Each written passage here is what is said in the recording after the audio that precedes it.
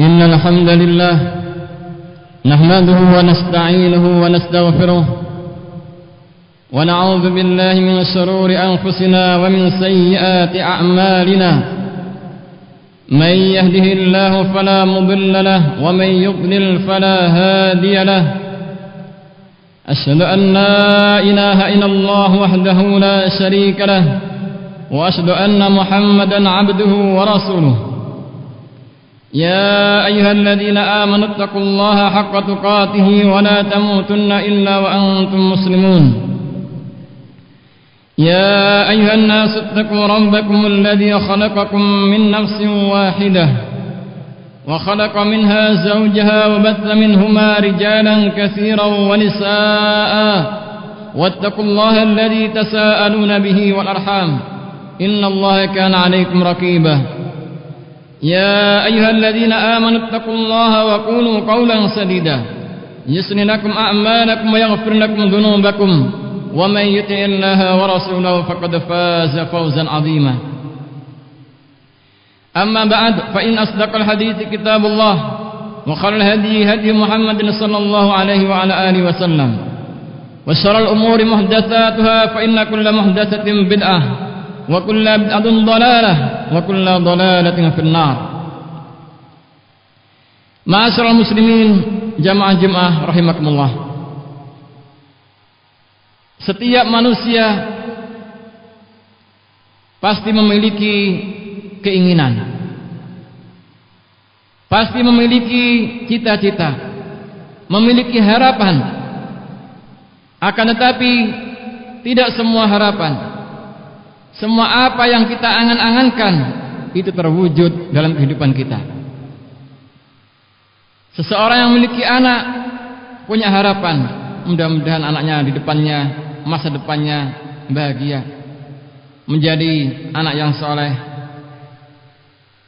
berguna bagi agamanya, masyarakatnya. Seorang petani juga demikian punya harapan, manakala menanam punya harapan, mudah-mudahan kedepannya punya panen. Setiap pengusaha juga demikian, masing-masing punya harapan. Tetapi tidak semua harapan itu terwujud dalam kehidupan kita. Dan juga kadang-kadang apa yang kita angan-angankan terwujud dalam kehidupan kita. Maka dalam kehidupan di dunia ini dibutuhkan ma'asyiral muslimin adanya kesabaran dan rasa syukur. Dua perkara ini dibutuhkan dalam kehidupan kita. Disebutkan dalam hadis dari Suhaib bin Sinan radhiyallahu anhu, Rasulullah sallallahu alaihi wasallam bersabda, "Ajaban lil amril mu'min." Sungguh menakjubkan perkaranya orang mukmin. Inna amrahu kullahu khair. Semua urusannya itu baik. Wa laisa dzalika illa lil mu'min.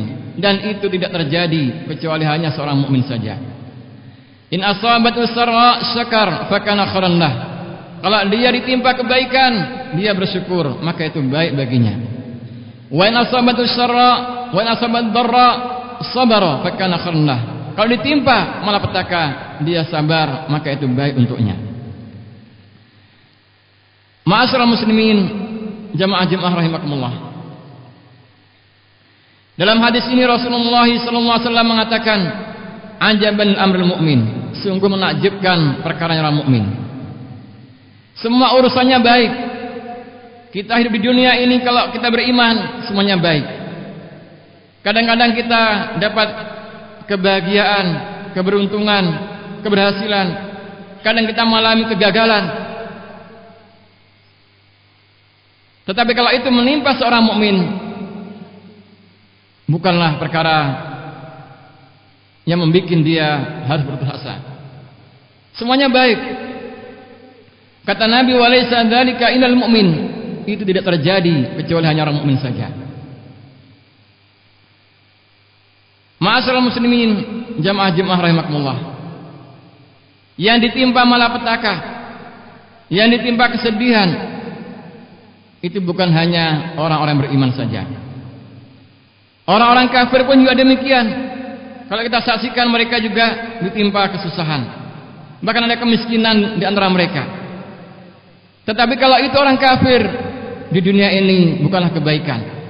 Itu tidak ada nilainya di sisi Allah Subhanahu wa taala. Akan tapi kalau itu menimpa seorang mukmin, itu ada nilai tersendiri. Kesabaran kita di dalam menghadapi malapetaka, musibah-musibah, itu menjadi pahala di sisi Allah Subhanahu wa taala. Ma'asyiral muslimin, jamaah Jumat rahimakumullah. Musibah-musibah, kesedihan, malapetaka, apabila itu menimpa seorang mukmin, ada hikmah-hikmah di balik itu. Kalau dia orang yang berbuat maksiat dari kalangan kaum mukminin, dari kalangan kaum muslimin, tapi dia lalai kepada Allah, dia bermaksiat, ini sebagai peringatan bagi dia.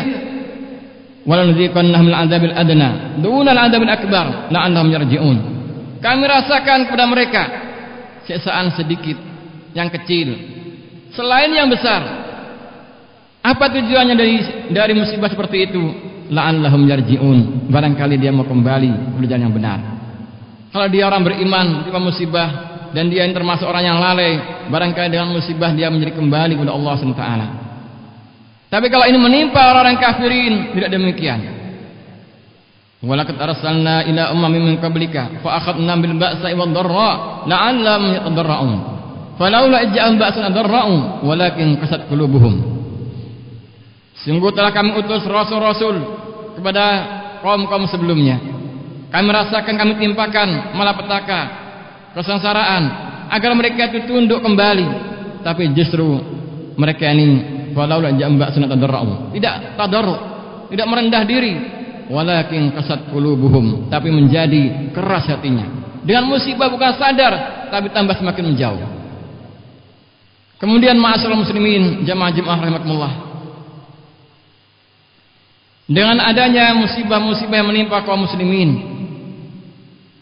musibah-musibah yang menimpa di antara kita, kalau kita orang baik-baik, maka itu bisa sebagai kafarah, sebagai meningkatkan, bentuk meningkatkan pahala-pahalanya. Rasulullah bersabda dalam hadis Abi Hurairah, "Ma yusibul muslim min nasabin wala wasabin wala hammin wala hazanin wala adha wala ghammin hatta syaukah yusakuha illa kafarallahu biha min khatayah." Tidak menimpa seorang muslim dari nasab, rasa kecapean. Tidak semua kita ini hidupnya enak. Di antara kita ada yang sengsara, susah, harus bekerja, bantuin tulang. Kalau malam capek, capek ini ada pahalanya. Demikian pula ditimpa wasabin, penyakit yang menaun, ditimpa kegundah gulanaan, ditimpa kesedihan, gangguan, kedukaan, sampai-sampai duri yang menimpa dia. Kata Nabi, itu sebagai kafarah, pelebur dari dosa-dosanya. Kemudian ma'asyiral muslimin rahimakumullah, dan juga dengan musibah-musibah itu untuk meningkatkan pahala dia di sisi Allah Subhanahu wa taala. Rasulullah bersabda dalam hadis Anas bin Malik, "Inna idhamal jazai ma'idhamil bala." Sesungguhnya besarnya pahala itu tergantung besarnya ujian. Wa inna Allah idza ahaba qauman ibtalahum. Sesungguhnya Allah, kalau Allah itu mencintai satu kaum, Allah akan uji mereka. Jadi ujian-ujian itu kalau menimpa kaum mukminin bukanlah suatu petaka. Kata Nabi, kalau dia bersabar, fakana khairun lah, itu kebaikan bagi dia. Dan bagaimanakah cara kita bersabar dari musibah-musibah itu? Ibnu Qayyim rahimahullah menyebutkan caranya dengan 3 perkara. Sebagaimana dalam definisi beliau, habsu an-nafsi an-tasakhut, menahan jiwa kita, hati kita dari ketidakterimaan dengan takdir yang buruk menimpa kita. Dengan lisan, wabsul lisan antasyaki ila ghairillah la ilallah, menahan lisan kita dari mengadu kepada orang lain, bukan kepada Allah. Kemudian yang ketiga, wahabsu al-jawarih, menahan anggota badan kita min latmil khudud masakil juyub, dari menampar-nampar pipi dan merobek-robek baju. Ini definisi dari Ibnu Qayyim rahimahullah, dan di situ juga mengandung bagaimana cara kita bersabar. Kata beliau, yang pertama sabarnya dengan hati kita. Kita menerima musibah-musibah itu. Ma asaba musibatin illa biidznillah. Wa may yu'min billahi yahdi qalbah wallahu bikulli syai'in alim. Tidak ada musibah yang menimpa melainkan dengan izin dari Allah. Wa may yu'min billahi yahdi qalbah. Barang siapa beriman kepada Allah, artinya dia beriman musibah dari Allah, lalu dia redha dan menerima, Allah akan yahdi qalbah, menunjuki hatinya. Wallahu bikulli syai'in alim. Allah itu Maha mengetahui segala sesuatu. Artinya musibah itu dengan hikmah-hikmah, bukan tidak dan hikmahnya. Dengan lisan kita tidak mengadu kepada orang lain, saya ditimpa demikian, mengadu yang sana orang lain begitu, bukan kepada Allah SWT. Kalau kita mengadu kepada Allah SWT, masih tergolong orang yang sabar. Sebagaimana Nabi Ayyub alaihissalam, beliau seorang nabi yang ditimpa kesengsaraan dalam hidupnya. Tadinya orang kaya, anaknya banyak, kemudian anaknya pada meninggal dunia semuanya. Tadinya kaya menjadi miskin. Tidak demikian saja, ditambah lagi diberikan penyakit. Saking parahnya penyakit, manusia merasa jijik sehingga dia disingkirkan dari masyarakatnya. Tidak cukup sampai di sini, sampai pada akhirnya istrinya pun juga meninggalkannya, menjadi sebatang kara. Dan Nabi Ayyub mengadu kepada Allah, wa ayyuba innada rabbahu anni masnad durru anta arhamur rahimin. Dan Ayub ingatlah tatkala berdoa kepada Rabbnya, ya Allah, aku ditimpa malapetaka, dan sungguhnya Engkau arhamur rahimin, sebagai zat yang menyayangi. Tapi kata Allah, bagaimanakah komentar Allah kepada Nabi Ayyub? Inna wajadnahu sabira. Kami dapati Ayyub itu orang yang sabar. Sehingga kalau mengadu kepada Allah tidak apa-apa. Demikian pula juga Nabi Yakub diuji dengan anak-anaknya. Nabi Yakub mencintai Yusuf alaihissalam, tapi anak yang lain pada iri. Kenapa bapak ini mencintai satu anak ini saja? Kami orang besar yang mencintai yang kecil. Maka bagaimana dijauhkan Yusuf dari bapaknya? Dibuang sampai bertahun-tahun lamanya. Disebut dalam tafsir sampai 30 tahun lamanya dipisahkan. Padahal senang Nabi Yakub pada Nabi Yusuf. Kemudian Nabi Yakub mengadu kepada Allah, qala innama asku bathi wa huzni ila Allah. Ya Allah, hanya kepadamu kami mengadukan kesusahanku dan kesedihanku. Dan ternyata Nabi Yakub termasuk orang-orang yang sabar. Kalau mengadu kepada Allah, bukan tergolong orang yang enggak sabar, termasuk orang yang sabar. Kemudian yang ketiga, dari anggota badan. Kalau kita ada musibah, mungkin kematian dari orang yang kita cintai, tidak boleh kita tidak terima dengan takdir. Dengan cara menampar-nampar pipi, dengan merobek-robek saku. Ini kebiasaan orang Arab di masa jahiliyah. Sehingga Nabi mengatakan, laisa minna man darabal khudud masakal juyub. Bukan golongan dari kami orang yang menampar-nampar pipi dan merobek-robek saku. Menunjukkan apa di sini? Menunjukkan tidak sabar dengan anggota badannya. Waffaqanallahu wa iyyakum lima yuhibbu wa yarda.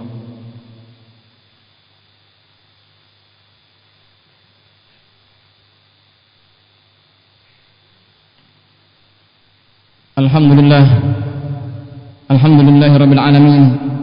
Wassalatu wassalamu ala nabiyyina Muhammadin wa ala alihi wa sahbihi ajma'in. Asyhadu an la ilaha illallah wahdahu la syarikalah wa asyhadu anna Muhammadan abduhu wa rasuluh. Ma'asyiral muslimin, jamaah-jamaah rahimakumullah. Kita jelaskan di depan bahwa dalam kehidupan ini, bahwa semua orang tidak mendapatkan apa yang dia inginkan. Yang dia cita-citakan. Tapi kalau kita sabar, itu kebaikan bagi kita. Dan sebagian manusia punya angan-angan, punya harapan terwujudkan dalam kehidupannya. Maka seperti ini hendaknya tidak menjadikan kita angkuh dan lari dari Allah SWT. Dan hendaknya menjadi orang yang syukur dengan nikmat Allah SWT. Allah perintahkan waskuru nikmatallahi in kuntum iyyahu ta'budun. Dan bersyukurlah kalian dengan nikmat-nikmat Allah apabila kalian kepadanya menyembah. Dan Ibnu Qayyim rahimahullah menjelaskan bagaimanakah cara kita bersyukur dengan nikmat-nikmat Allah Subhanahu wa taala. Beliau juga menyebutkan cara syukur dengan 3 perkara. Dengan lisan, dengan hati, dengan anggota badan.